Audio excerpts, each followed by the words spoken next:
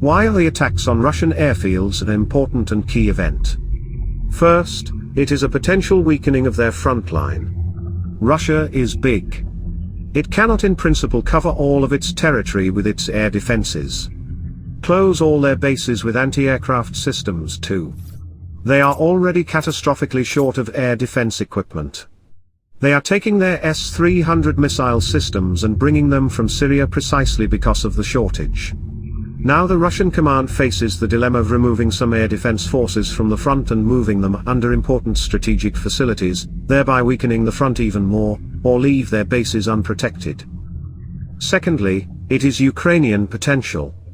Kiev has shown that it strictly follows word and deed, and has the ability to create conditions and means to influence the enemy at large distances, including military installations in Moscow and St. Petersburg.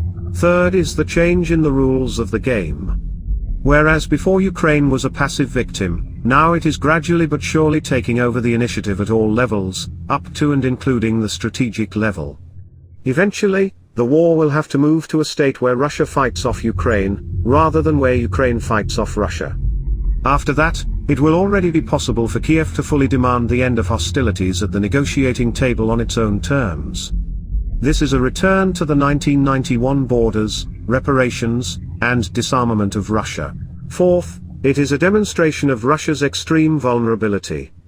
The attacks took place not just anywhere, but at military airfields, where strategic aviation capable of carrying nuclear weapons is located. That is, one component of the Kremlin's nuclear triad. The shield was rotten and was punctured by several accurate blows. This is a signal to NATO and the West in general that there is no point in being afraid of the nuclear bear.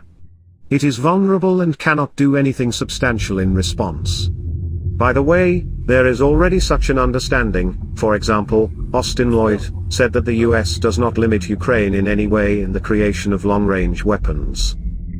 Fifth, there is the cost. Russia's strategic bombers are piecemeal machines and insanely expensive.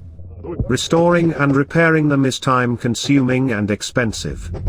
The Kremlin does not spare hundreds of thousands of its subjects, but the expensive military vehicles are an inexhaustible and difficult resource to restore.